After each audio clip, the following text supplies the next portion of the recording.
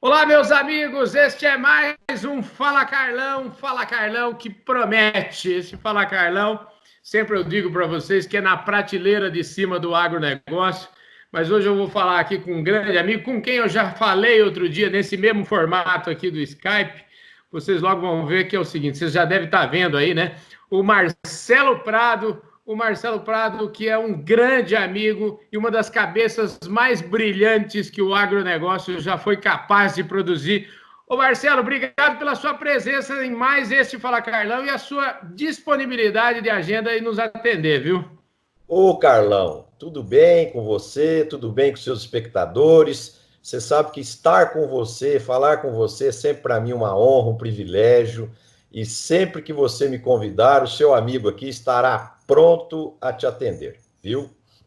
Maravilha. Mas, querido, deixa eu te falar. Eu queria. Hoje a gente vai ter uma conversa diferente aqui. Não é uma conversa para falar de agronegócio, não é uma conversa para falar de business, é muito mais uma conversa que eu queria. A gente está tendo bastante tempo para poder refletir, para poder pensar, para poder encarar esse novo mundo que eu não diria que vem por aí, ele já está aqui, né?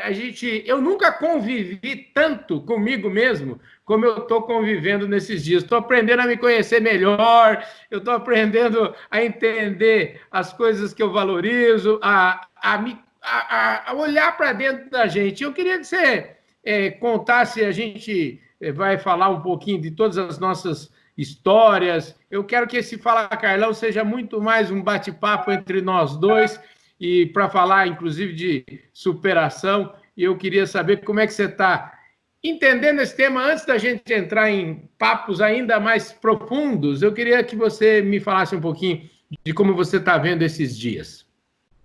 Ô Carlão, são momentos ímpares nas nossas vidas. O ano de 2020 vai ficar para a história daqui 100 anos, daqui 200 anos, do mesmo jeito que a gente cita as guerras mundiais, do mesmo jeito que a gente cita a crise da Bolsa de 1929 e etc, etc, esse ano será lembrado, né? Então, eu posso dizer que nós estamos tendo o desprazer ou o privilégio para alguns e desprazer para outros de estar aqui vivendo ao vivo esse momento, né?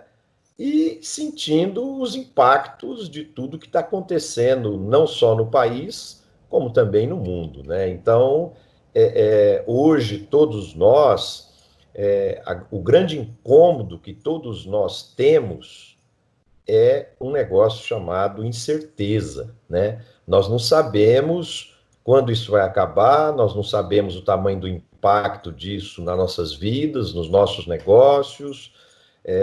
Todos estão sendo impactados, uns mais, uns menos. O muito rico está preocupado com o dinheiro que ele está aplicado e que está dando rentabilidade negativa. Aquele que não tem dinheiro está preocupado se vai conseguir honrar os compromissos. O que está empregado está preocupado se não vai perder o emprego. E o empresário está preocupado se vai conseguir preservar os empregos, ou seja, é uma preocupação contínua na mente de todos nós. E na minha opinião, Carlão, o primeiro passo que nós precisamos ter para a gente vencer esse desafio é aprender a gerenciar a incerteza dentro do coração e dentro da mente. E a incerteza está aí, ela faz parte das nossas vidas. Por exemplo, eu quero te contar aqui, como hoje é um programa diferente, eu quero te contar alguns exemplos da minha vida pessoal que foram marcantes na minha vida. Por exemplo, aos 8 anos de idade, eu tive um diagnóstico dizendo que eu tinha um problema na retina e que eu ia perder totalmente a minha visão. E à medida que foi passando o tempo, a minha visão foi decaindo, foi decaindo. Quando eu fiz 18 anos, que eu estava com cerca já de 30% da visão, eu tinha um sonho naquela época. Eu imaginava que o ano 2000 seria um ano marcante para todos nós, né? Então, eu com 18 anos, lá em 1974, né? eu preocupado como é que ia ser o ano 2000, e aí eu perguntava assim para mim, será que eu ainda estarei enxergando nessa passagem de ano do milênio? Como que vai ser o ano 2000? E aquilo ficava na minha cabeça, cara, assim, se eu ia chegar no ano 2000 ainda enxergando ou não.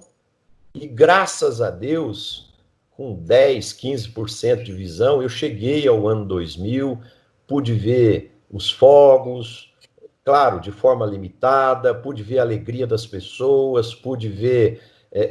Eu tive o privilégio de passar a passagem de ano na casa de um amigo, na praia, lá na Praia da Baleia, com um amigo Marcos Ferreira, de São Paulo, com a família dele, os amigos dele. Então, assim, aquilo foi um momento marcante para mim. Eu ficava lembrando da minha infância. Poxa, que conquista! Eu cheguei no ano 2000 enxergando, né? Então você vê que todos nós temos nossas perspectivas futuras, nossos sonhos, e a gente tem que trabalhar isso dentro da gente. É o máximo. O seu depoimento, né, embute uma, uma capacidade que eu imagino de ser feliz com aquilo que você tem e não ser infeliz com aquilo que você não tem, ou seja, você se realizar com aquilo que você tem. Ou seja, você falou em 10% da visão, quer dizer, você, em vez de ser uma pessoa, se tornar uma pessoa ácida, porque você não tem 90% da visão, você se torna uma pessoa. Hoje eu tenho 0,01%. Hoje eu não tenho mais quase nada, você entendeu? Quando virou o século que eu tinha os 10%. Porque essa doença na retina, que chama retinose pigmentar, ela é progressiva, então ela é como se fosse um hiperenvelhecimento das células da retina, e você vai perdendo a visão à medida que o tempo passa, né? Então, eu fui sempre lidando com isso. Você quer ver outra angústia que eu tinha de incerteza? Por exemplo, quando eu tinha 15 anos, eu ficava pensando, gente, será que eu vou conseguir me formar? Será que eu vou conseguir trabalhar? Será que eu não vou passar dificuldade? Será que eu não vou passar fome? Será que eu vou poder casar? Será que eu vou poder ter filhos, ter uma família? Então, o Carlão, esses questionamentos são cruéis, cara. Ele, ele te comprime o coração, ele te, ele te deixa extremamente angustiado. Da mesma forma que muitas pessoas hoje estão pensando, será que a minha empresa vai conseguir sobreviver? Será que eu vou conseguir terminar essa crise inteiro ou vivo? Né? E eu vivi, com essa doença que eu tinha, eu vivia com todos esses pensamentos ruins na minha cabeça, tá? E eu fui trabalhando isso dentro de mim, eu ia eu ia tentando harmonizar. Naquela época eu morava em Tuverava, no interior de São Paulo, e hoje é muito usual que uma mãe, que um pai coloque um filho numa terapia para ser ajudado e tal. Mas naquela época não existia isso, né? Na época ia ao psiquiatra, ao psicólogo, era só para gente desequilibrada, né? Então eu não tive ajuda psicológica na época. Eu tive que eu mesmo trabalhar isso dentro de mim. E em muitos momentos, ô Carlão, isso melhorava e em muitos momentos isso se agravava. Porque, por exemplo, quando eu pensava, será que um dia eu vou casar? Né? Eu pensava assim, aí eu começava às vezes a aproximar de uma moça, eu percebia que eu era um cara agradável, que eu era um produto competitivo, mas, mas a questão do problema de visão, eu, eu entendo que para muitas moças, potenciais candidatas na época a me namorar, elas pensavam, pô, mas será que esse cara vai ser alguém na vida? Será que ele vai conseguir vencer essa limitação? Então eu não ficava magoado com elas também, quando eu percebia que tinha esse questionamento. eu entendia isso, eu me colocava no lugar delas, você Uhum. entendeu? Mas isso me incomodava, isso me machucava, né? Então, viver a incerteza ao longo da minha vida foi uma coisa quase que contínua. E eu aprendi a lidar com isso. Eu Pois é, aprendi isso que eu a queria um saber. leão todo dia. Como é que, como é que foi, qual que é a principal, aonde você buscou força? Qual é a sua, como que você fez para superar isso tudo e colocar coisas positivas na sua mente? Me explica isso, porque eu acho que esse é o grande ponto. Eu tinha um bom exemplo dentro de casa, Carlão. A minha mãe, eu sempre admirei muito a minha mãe e meu pai. Só que Uhum. cada um com suas virtudes, com suas características, né? Mas a minha mãe era uma guerreira, minha mãe tinha uma força interior muito grande, minha mãe era uma mulher fina, uma mulher muito educada, e que meu pai se adoeceu com problema, perdeu um rim, depois teve uma diabetes muito forte, e minha mãe teve que trabalhar para praticamente sozinha manter a família, né? Então, aquela garra da minha mãe, o jeito dela ser, aquela convivência com ela, naturalmente me passava essa inspiração. Você entendeu? Uhum. Então, eu peguei muita inspiração da minha mãe e muita força interior. Outra coisa bacana, cara, que me ajudou a ser forte foi as derrotas. As derrotas, o preconceito, a discriminação, o bullying. Naquele tempo não tinha esse nome, bullying, né? E agora eu vou falar uma questão polêmica aí para você. Uhum. Hoje em dia, as escolas punem muito o bullying e proíbem muito as brincadeiras que as crianças fazem e tal. Eu diria para você que muitas vezes, quando eu sofria bullying, eu chegava em casa e chorava sozinho no meu quarto. Só que aquilo me fez ser mais duro, me fez ser mais resistente, você entendeu? Então, eu penso assim, quando as escolas hoje super protegem as crianças, essa superproteção, ela não vai estar na vida da criança para sempre. E uma hora ela vai sofrer pressão do sistema, do mercado, da sociedade, do vizinho, e parece que ela fica sem anticorpos. Você entendeu? Uhum. Então, o bullying me fez ficar duro, sabe, Carlão? Eu sofria muito bullying e o bullying me endureceu o coração, me endureceu a força interior, então isso foi muito bom. Algumas derrotas que eu tive na vida sentimental também me ajudou me tornar mais forte, mais resistente. Por exemplo, eu tinha, em alguns casos de paqueras, de namoro, a percepção do ponto de pergunta que ficava na cabeça de uma moça: será que esse cara vai conseguir ser alguém? Será que ele vai superar essa limitação dele?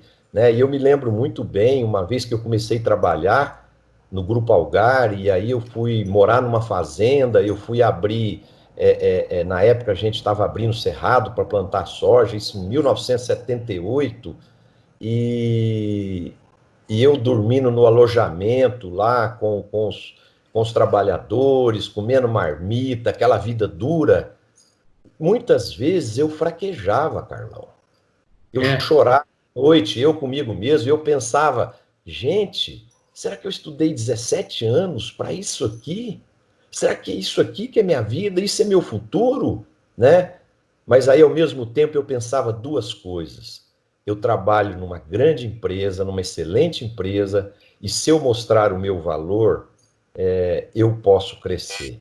E o segundo ponto que me confortava era quando eu lembrava que as moças que eu namorei, ou que eu paquerei, ou que não quiseram continuar comigo, por duvidar do meu potencial futuro, aquilo me fazia ficar forte, porque eu não tinha que provar nada para ninguém, mas eu tinha que provar para mim mesmo que eu era capaz, entendeu? Então, é por isso que eu acredito que as derrotas, as dores, o bullying, às vezes a discriminação, aquilo te faz mais forte.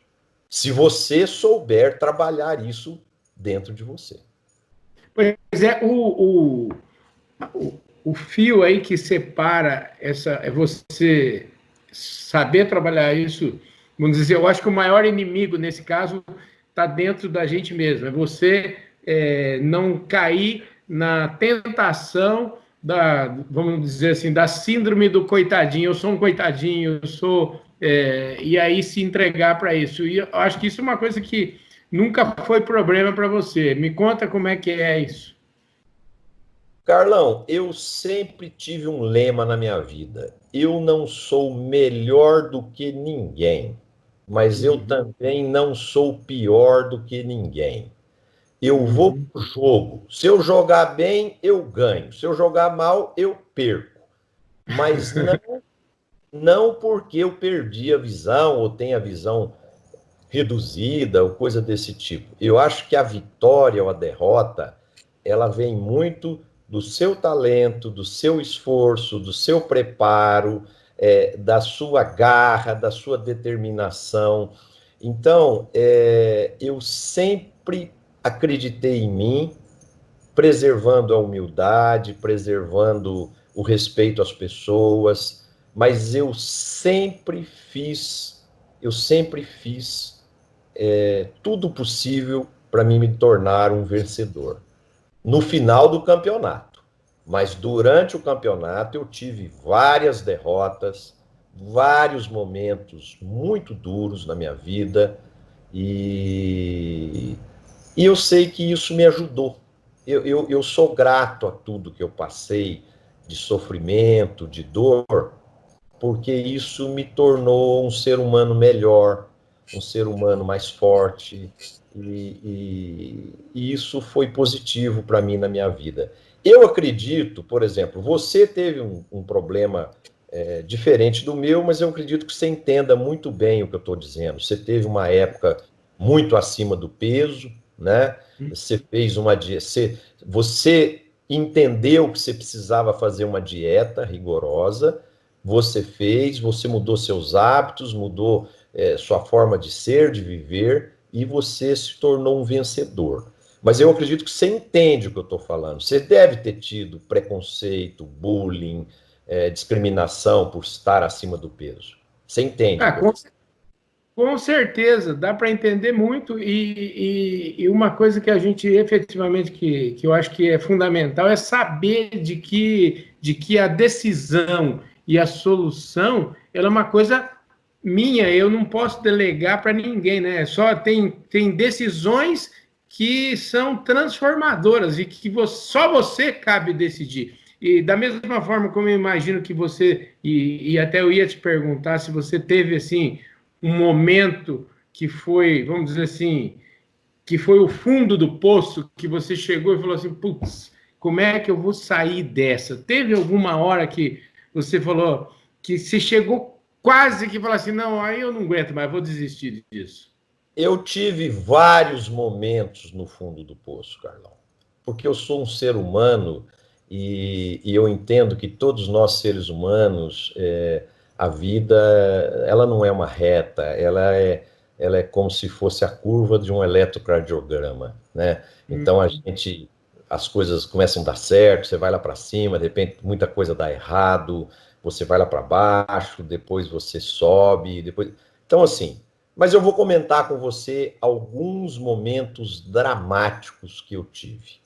Por exemplo, aos 17 anos de idade, eu faço um exame de oftalmologia, o médico tem um diagnóstico definitivo e antes que ele me dá o diagnóstico, eu viro para ele e falo, doutor fulano de tal, eu quero ser agrônomo. Ele vira para mim e fala, em menos de 10 anos você poderá não estar enxergando mais nada. Então, com a visão que você já está, na época eu estava com 30% de visão, é impossível você ser agrônomo. Você não consegue ser agrônomo.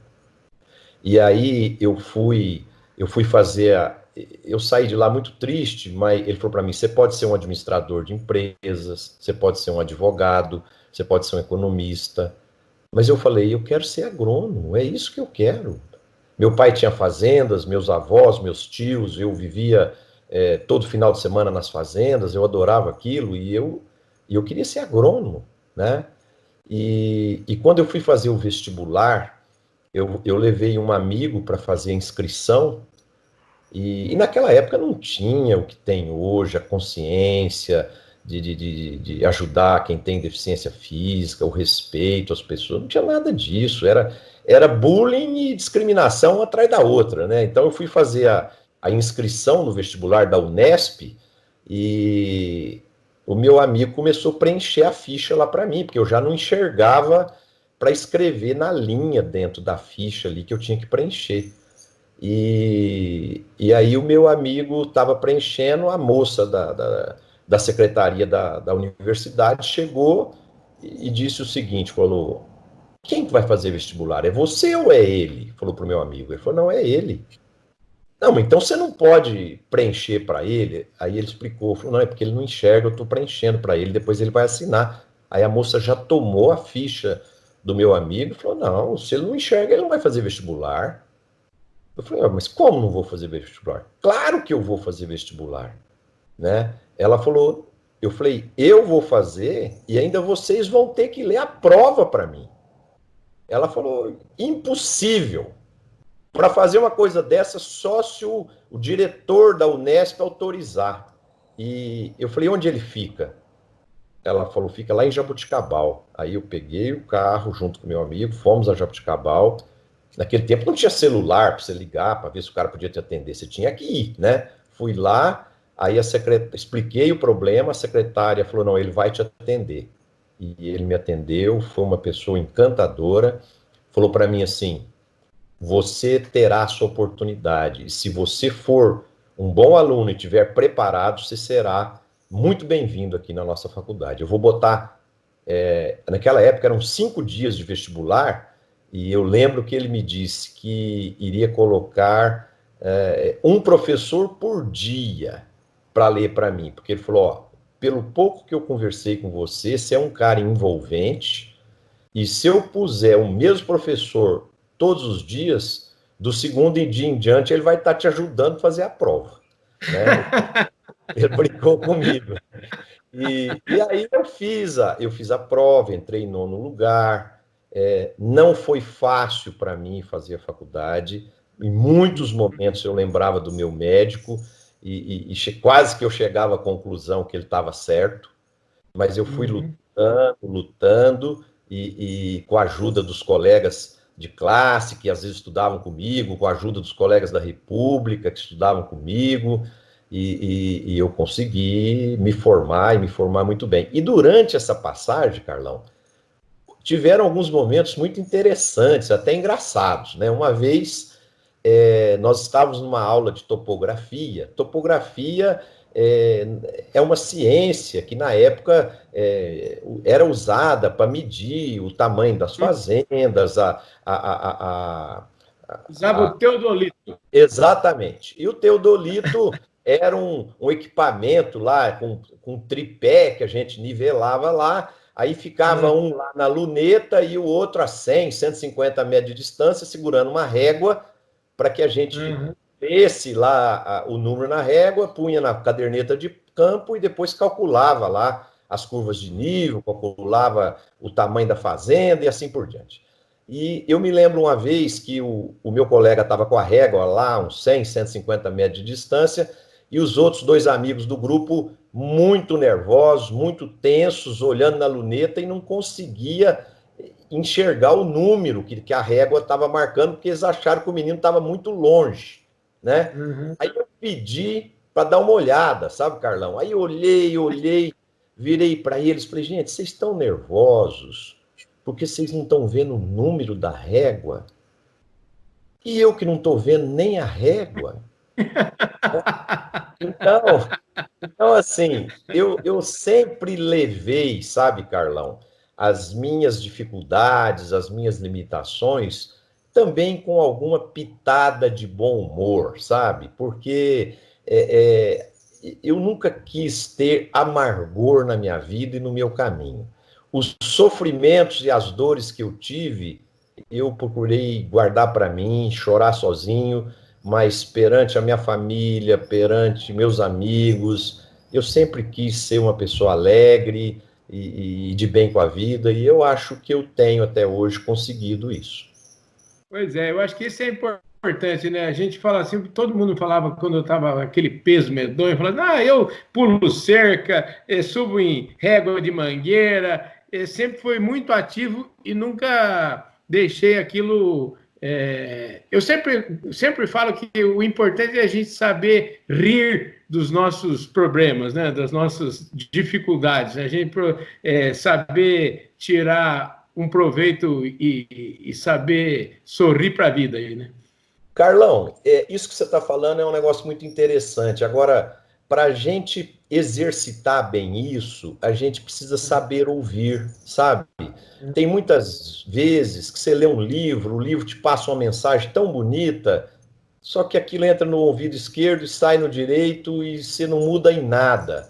Às vezes, um Uhum. amigo vem, te dá um feedback, te dá um toque, aquilo entra no ouvido, sai no outro e você não muda em nada. Então, eu penso assim, uma das coisas que me ajudou muito na minha vida é ser uma pessoa extremamente humilde para ouvir os feedbacks e ouvir as pessoas. Eu me lembro muito bem de uma outra história aqui que eu quero compartilhar com você e com nossos espectadores.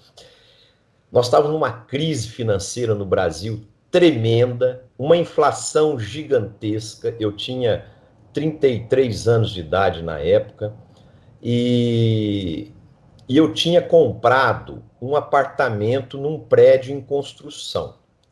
E a previsão de término do prédio era 30 meses. Eu peguei um economista na época, mostrei o dinheiro que eu tinha, ele fez as contas para mim e falou: você aguenta os 30 meses. Eu sei que eu entrei nesse desafio e passaram-se os 30 meses, realmente o meu dinheiro durou os 30 meses, só que o prédio não ficou pronto e ainda faltava mais 24 meses. E meu dinheiro tinha acabado e a prestação do apartamento era maior do que o meu salário. E eu precisava do meu salário para bancar. Eu era casado, eu tinha 2 filhos e eu precisava bancar a minha família.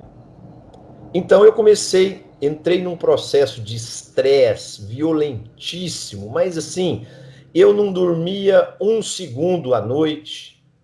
Eu estava ficando, e a pessoa que não dorme vai ficando debilitada, eu estava ficando acabado.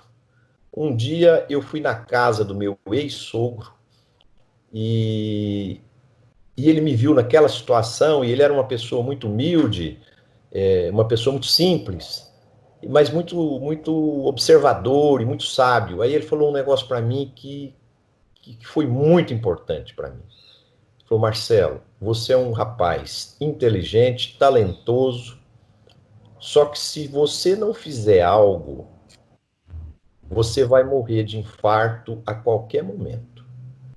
Então, se eu tivesse o seu lugar, sabe o que eu faria? Eu iria ali na esquina agora, pegava esse apartamento e dava ele de presente para o primeiro que passasse.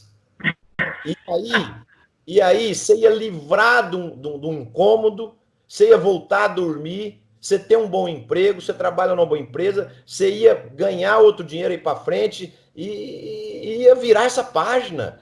Mas se você continuar a descer, você vai morrer, cara. Né? Aí, no dia seguinte, eu passei a mão no telefone, liguei para um corretor, falei para ele: vende esse apartamento pelo preço que você achar. Eu lembro direitinho que o cara vendeu pela metade do preço que eu tinha já investido.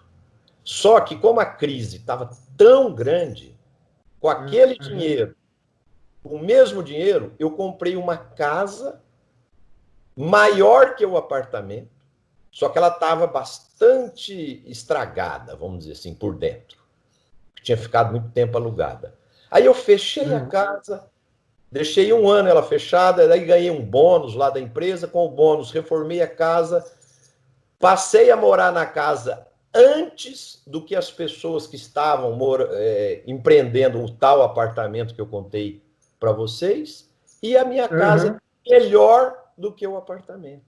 Então, muitas vezes, Carlão, a gente deixa determinados problemas consumirem a gente de uma forma muito cruel. Então, nós temos que saber o seguinte: a minha saúde física e mental, ela precisa estar em primeiro lugar. Entendeu? Show. Muito bom. Porque senão você não chega lá onde precisa ir, né? Ô Marcelo, é o seguinte, eu sempre, quando me refiro a você, já te disse que eu sempre gosto muito de falar de você, porque você é uma pessoa super top de linha, como eu sempre falo, prateleiraça de cima, então é uma referência, você é uma referência para mim.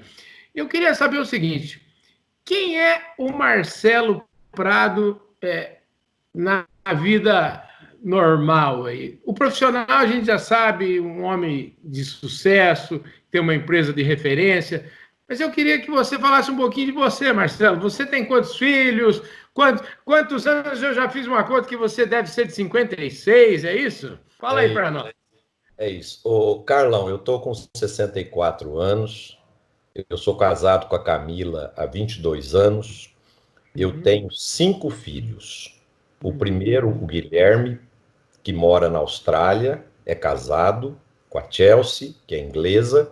O Guilherme resolveu viver lá na Austrália, é um excelente profissional, bem-sucedido, um filho maravilhoso, e ele trabalha na Apple, mora em Sydney, tem hoje 36 anos. O João Paulo tem 32 anos, ele trabalha comigo, formado em administração, trabalha comigo lá na M Prado, ele cuida da área dos agricultores, da consultoria para os agricultores. O Luiz Fernando tem 30 anos, é casado, é pai casado com a Susan, e é pai do meu neto, chama Pedro, que está com 1 ano e meio. O Eduardo, que tem 18 anos, que entrou agora no INSPER e está fazendo faculdade de administração em São Paulo. Entrou também em 3 universidades americanas e agora ele tem agora até o final do mês para decidir se vai estudar lá em São Paulo ou se vai para os Estados Unidos. E a Ana Luísa, de 15 anos, que estuda, está no primeiro colegial e ainda está aqui em Uberlândia. Então, dos meus filhos, 3 moram comigo ainda, o João Paulo, o Eduardo e a Ana Luísa. Eu sou uma pessoa muito caseira, muito família, meus hábitos são muito comuns, mas eu tenho uma rotina que eu gosto muito dela. Então, por exemplo, eu acordo cedo, eu devido ao meu problema de visão, eu fiz uma pequena academia na minha casa para que eu tivesse a minha independência. Então, eu não preciso de que ninguém me leve na academia, me busque, ou coisa desse tipo. Então, eu mesmo levanto, tomo meu café da manhã e vou para a academia, e lá eu corro 10 quilômetros, malho mais uns 40 minutos, tomo meu banho e vou trabalhar. Normalmente, começo a trabalhar às 9h30, 10 horas, exceto nos dias que tem clientes de fora, que a reunião precisa começar às 9 horas ou 8 horas, alguma coisa assim. A 1 hora eu paro, venho almoçar, eu moro muito próximo do meu escritório, aí eu fico até as 2h30, às 2h30 volto a trabalhar e 7 horas eu venho embora. Quer dizer, então, essa é a minha rotina. À noite, geralmente a família janta junto, todos os dias, tem o hábito de comer só uma salada e algum vegetal cozido, assado. Eu, à noite, só como vegetal. No almoço, eu como carne, normal, mas à noite eu como só vegetal. E gosto muito de vinho, sou um grande apreciador de vinho, tenho um prazer enorme, gosto de ler sobre vinho, degustar vinho. Quando eu tenho a oportunidade de viajar, gosto muito de aprender sobre vinho, visitar vinícolas, conhecer as particularidades de cada região produtora. Então, isso é um hobby que eu gosto muito. Sou apaixonado por música. Quando garoto, fui guitarrista, fui tecladista de banda profissional e vocalista também. Então, toco violão, toco piano. Então, em casa, à noite, uma vez por semana, às vezes eu pego violão ou piano, toco. Minha mulher também gosta muito de música, às vezes canta comigo. E, e nos finais de semana, às vezes a gente faz um churrasco em casa, sai para jantar fora. Então, esse é o meu dia a dia, os meus hábitos, vamos dizer assim. E tem também uma grande paixão, que atualmente está bem ameaçada, né? Que é viajar, né? Viajar, passear, conhecer novas culturas, conhecer lugares diferentes, né? Outro dia até quem não enxerga, escuta muito, né? Outro dia eu estava observando uma roda próxima de mim, uma pessoa falando: o Marcelo não enxerga, eu não entendo como é que ele gosta de viajar, né? Porque ele não vê as belezas dos prédios, da natureza, das coisas. Então é o seguinte, muitas vezes, sabe, Carlão, as pessoas pensam muito pequeno, porque quando você perde um sentido, você aflora e aguça os outros sentidos. Então, eu tenho uma audição muito aguçada, uma intuição muito aguçada, uma inteligência muito rápida. Então, assim, da minha forma, do meu jeito, eu curto os passeios, às vezes até muito mais do que quem enxerga, porque a visão, ela muitas vezes te induz ao erro. Você bate o olho numa coisa, vê, e eu sei dizer isso porque eu já enxerguei, né? Então a visão, muitas vezes, ela pode te induzir a erros e ela te distrai. E eu não, como não tenho esse privilégio da visão, eu sou focado, né? Então, por exemplo, eu tiro determinadas coisas das viagens que muitas pessoas não tiram. Eu vou te dar um exemplo. Eu fui o ano passado à Rússia e nós tínhamos guias locais russos que andavam lá com a gente e eles falavam português muito bom. Então, na hora do almoço, o pessoal ia beber, dar risada, contar piada, e eu sentava do lado dos guias e eu ia querer entender as entrelinhas da vida deles. Entendeu? Porque o museu, o coisa, todo mundo vê, isso aí está em todo lugar. Agora, eu queria entender as entrelinhas. Então, por exemplo, eu tive oportunidades ímpares, por exemplo, de conversando com o guia. Escuta, na época da União Soviética, como é que vocês viviam aqui? Como é que era o apartamento de vocês? Não, a gente morava 4 famílias dentro do mesmo apartamento e não sei o quê. E como é que o casal namorava com essa multidão? Como é que fazia? E como é que. E vocês podiam ter carro? Não, a gente podia ter carro, mas o carro, os prédios não tinham garagem. Então, o carro, às vezes, as garagens ficavam 5 quilômetros do apartamento. Então, você tinha que andar 5 quilômetros a pé para chegar na garagem e depois deixar o carro na garagem e andar 5 quilômetros a pé para chegar na sua casa. Então, chegava um ponto que a gente desanimava de andar de carro, né? Então, assim, são pequenas coisas que você vai explorando ali num diálogo, que você vai se aprofundando ao entendimento da cultura. E muitas pessoas, às vezes, que viajam, não têm essa curiosidade, não têm essa observância. Então, por exemplo, eu sou muito atento a essas questões. Por exemplo, fui na Turquia, eu fiquei encantado com a habilidade do turco de vender. Então, eu entrava nas lojas, ficava conversando com os turcos, eles me explicando o jeito que ele vendia, como que ele percebia que determinadas características no cliente e tal, tal. Então, é o seguinte, eu tenho a minha forma de aproveitar a viagem, né? Então, eu sou apaixonado por viajar, espero que essa crise, esse momento de isolamento passe rápido, para que a Uhum. gente possa novamente ter esse privilégio. Ô Marcelo, você sabe que você, de certa forma, até já respondeu isso, mas é uma coisa que me impressiona demais, e aí eu acho que é como você lida com algumas dificuldades. Eu sempre costumo falar o seguinte: eu falo para meus amigos, a seu respeito, quando eu tenho que falar, eu falo assim: ó, o Marcelo, ele enxerga muito mais do que eu queria enxergar, só 5% do que ele consegue enxergar. E eu vejo que quando, por exemplo, pequenas coisas, eu te mando um vídeo.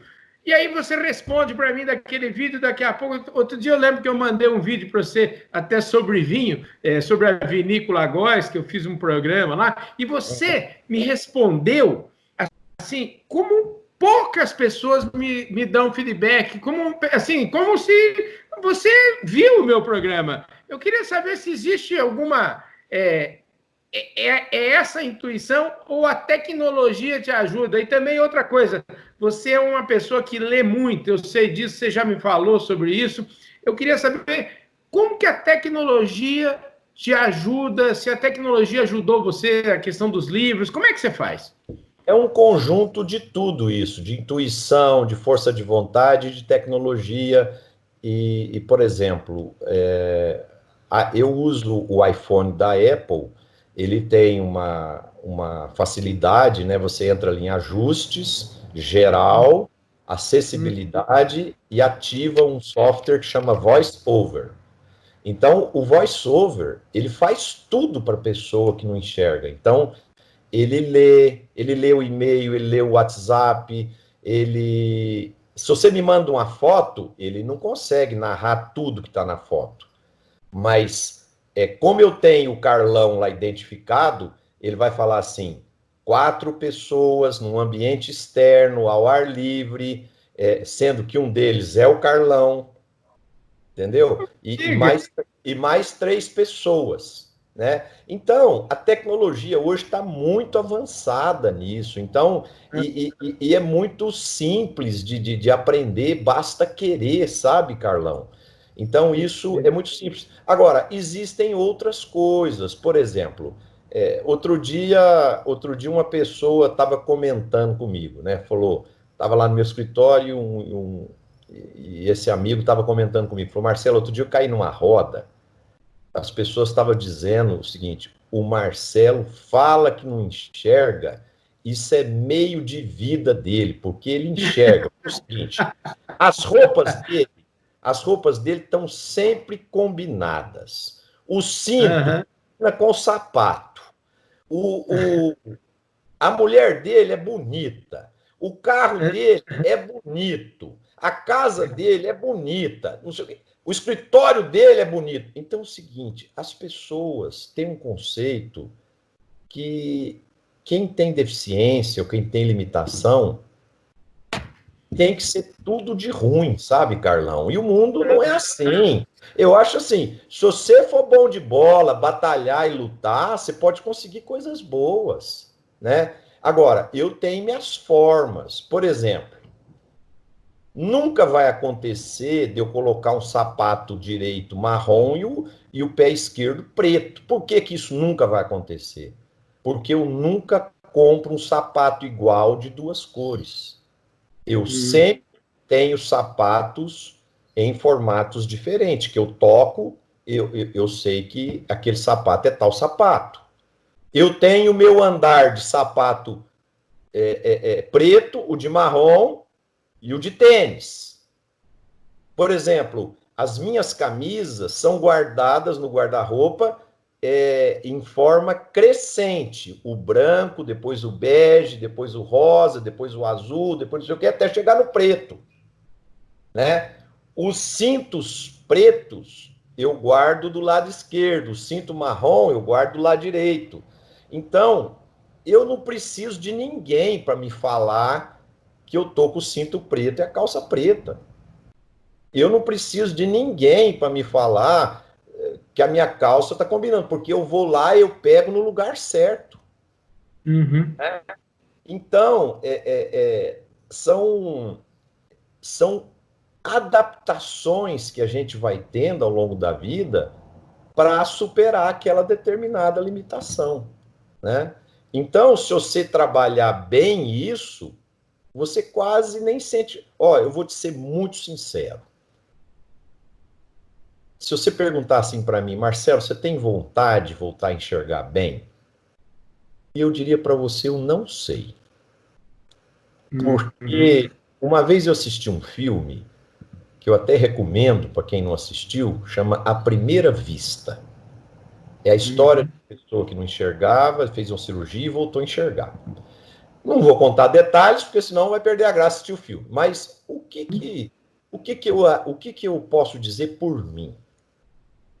A perda progressiva da visão me fez ser um homem muito melhor, como ser humano, como pai, como marido, como profissional, como colega de trabalho, como líder.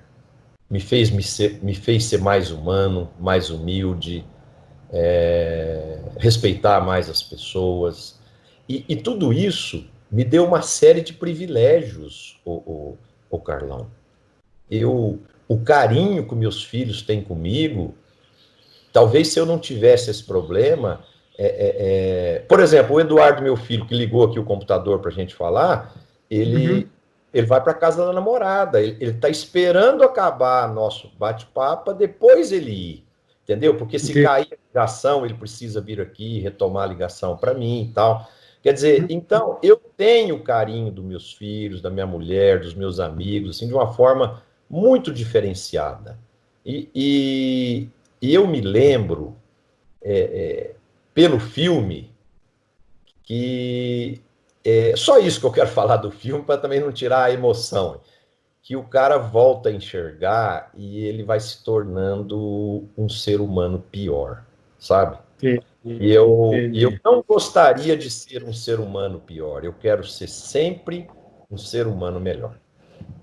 Maravilha. Ô Marcelo, a gente pode ficar falando aqui o resto do dia aqui, viu? É uma maravilha falar com você. Eu queria te agradecer imensamente. E eu queria fazer uma última pergunta que eu queria linkar um pouquinho. Como que tudo isso e aí você pode aproveitar também para contar um pouquinho da história da M Prado, um pouquinho do seu lado profissional. Você já falou que é agrônomo, você já falou que trabalhou na Algar. Eu queria saber um pouquinho quando é que foi essa decisão de se transformar no consultor de sucesso que você é hoje e o tanto que essa história toda de vida teve papel fundamental, relevante nessa transformação e nesse sucesso que você tem na sua vida profissional. O Carlão, eu trabalhei na Algar por 21 anos e a Algar foi o grande amor da minha vida profissional. Eu, Uhum. eu era muito feliz lá, me realizava profissionalmente, eu tinha uma autonomia ímpar, ímpar. Eu tomava decisões, eu me tornei presidente da empresa e aquilo era como se fosse meu, né? Uhum. Eu tocava e cuidava daquilo como se fosse meu.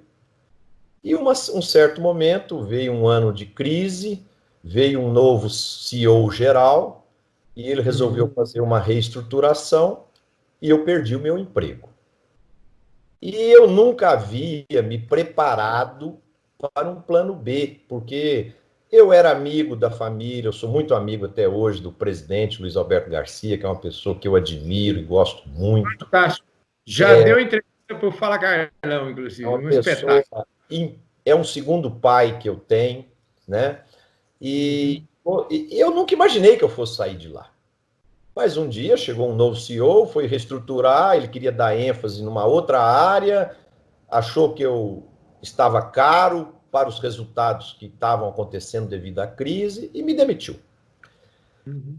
E uma coisa que foi muito marcante para mim, eu sinceramente, quando eu cheguei para minha mulher e contei que eu tinha sido demitido, se eu tivesse recebido uma notícia que eu tinha uma semana de vida, eu acho que eu não estava tão mal quanto eu estava aquele dia.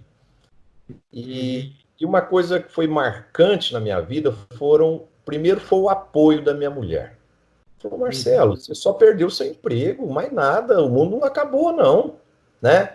E o segundo ponto que foi muito importante para mim foi um telefonema do Sérgio Barroso, que era presidente da Cargill, nosso concorrente na época, mas me acompanhava à distância. E ele me ligou, falou, ó, o mercado já divulgou que você está saindo da Algar, tal, e eu quero falar um negócio para você. Você vai descobrir agora que você é muito melhor do que você pensa que é. E eu vou te dar uma sugestão. Não tome nenhuma decisão agora, espere aí uns 30 dias. Eu sei do amor que você tinha pela empresa e você deve estar de cabeça quente, então reflete, deixa baixar a poeira para depois você definir o que você vai fazer.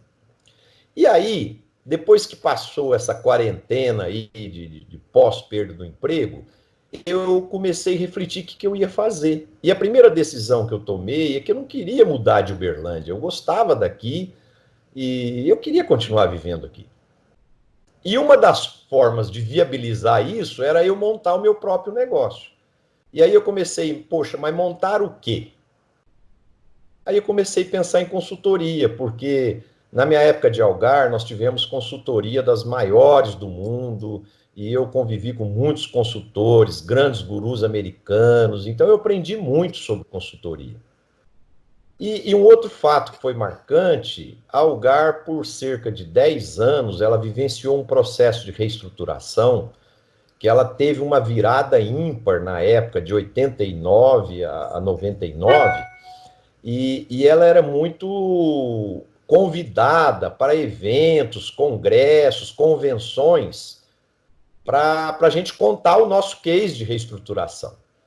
E eu era um dos 3 que o presidente mandava representar a empresa. Então, de tanto fazer palestra, eu fui aprendendo a fazer, né? Fui desenvolvendo uma nova habilidade.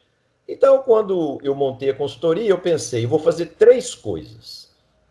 Eu vou ser consultor, eu vou dar aula de MBA, comecei a dar aula de MBA para a USP, para a GV e para o IBMEC, na época. E vou fazer palestra. Então, assim começou a M Prado. Num primeiro momento, eu imaginei que o nosso trabalho seria mais local e regional, mas logo a gente percebeu que para que a gente pudesse crescer e avançar, nós tínhamos que ter uma atuação nacional. E outra coisa que foi muito marcante, viu, Carlão? Num primeiro momento, nós quisemos copiar o modelo de consultoria americano, que os caras usavam os termos azul marinho, bolsa executiva e tal. E só que o nosso sotaque é de gente do interior, né? Então aquela vestimenta não combinava com o sotaque. E aí um dia saiu uma reportagem na Veja que falava que o grande Brasil e o êxito do Brasil estava no interior, e que era o interior que iria segurar o desenvolvimento do país. Então, foi aí que, ao ler essa reportagem, eu entendi que nós precisaríamos assumir o nosso lado caipira, o nosso lado interiorano. E nós passamos a nos posicionar o seguinte, como uma consultoria do interior, que conhece o interior, que sabe falar a língua do interior, e que nós éramos a melhor opção do mercado para atender as grandes empresas que precisavam entender do interior. Então, isso fez um diferencial muito grande, fez a gente crescer. Hoje a gente praticamente tem clientes no Brasil todo, em todos os estados, temos um time aí de 100 pessoas trabalhando conosco, entre cerca de 20 funcionários e 80 consultores, e graças a Deus somos um dos principais nomes aí na área de consultoria no mundo do agronegócio brasileiro. Olha só. E temos sonhos grandes, viu, Carlão?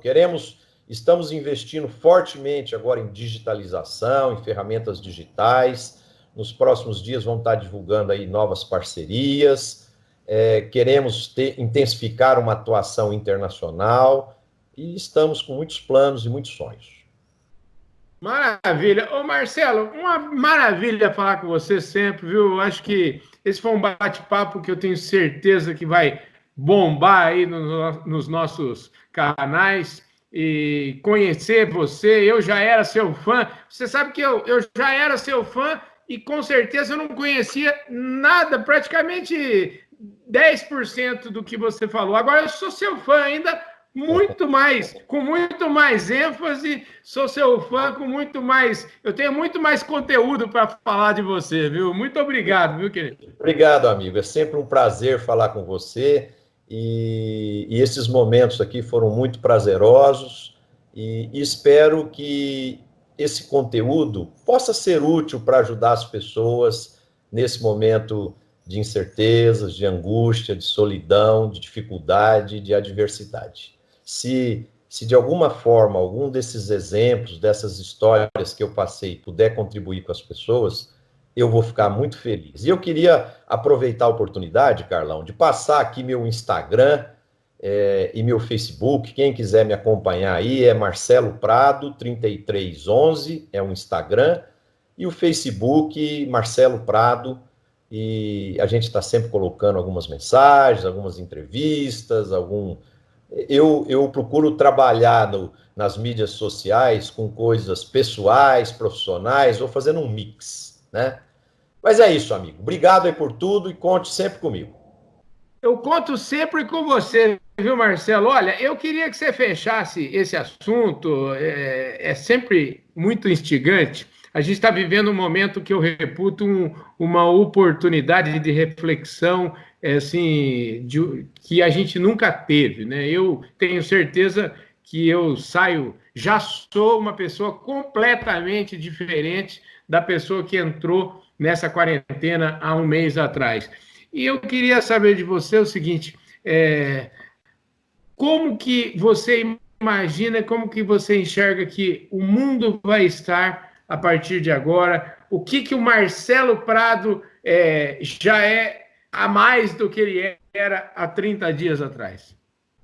Marcelo Prado é uma pessoa mais família, mais simples, mais humilde, mais consciente que é importante ser solidário, ajudar as pessoas, estar ao lado das pessoas e tentar fazer algo pelo próximo.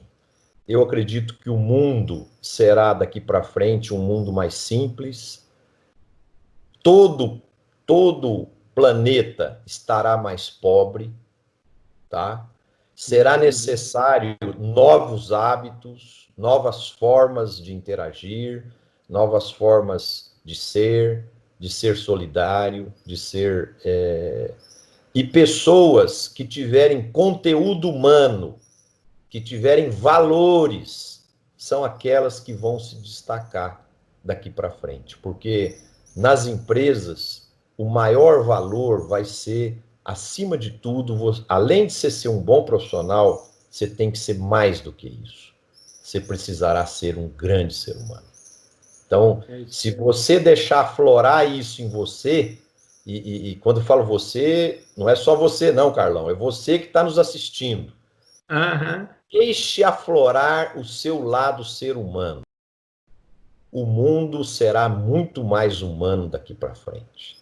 E eu fico muito triste, Carlão, de quando eu abro os jornais, a internet, e vejo todo dia os líderes políticos se degladiando por coisas tão pequenas. Eu acho que o momento agora é um momento ímpar de demonstrar nobreza, evolução espiritual, de união, de solidariedade, para que todos nós possamos ajudar as pessoas a ter mais esperança.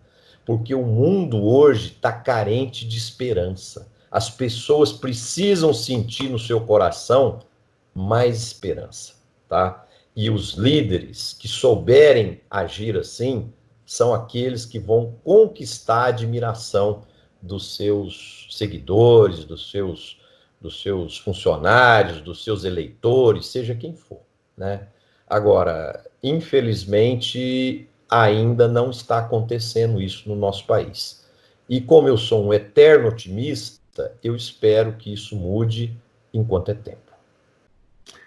É isso aí, gente. Muito obrigado. Eu falei aqui com o Marcelo Prado, que deu um show aqui, como sempre. Marcelo trazendo a sua inteligência, dividindo a sua inteligência, sua história de vida fantástica com todos vocês. Esse é um Fala Carlão que é prateleira de cima como nunca. Muito obrigado, viu, Marcelo? Um forte abraço para você, viu? Um abraço a você e um abraço a todos, Carlão. É isso aí, gente. Este Fala Carlão, aqui com o Marcelo Prado. A gente vai ficando por aqui. E se você está nos vendo no Facebook, deixa aí seu like. Se você estiver no YouTube, por favor, não se esqueça de se inscrever no nosso canal. Aperta o sininho para você receber todas as nossas notificações. E eu te vejo no próximo vídeo.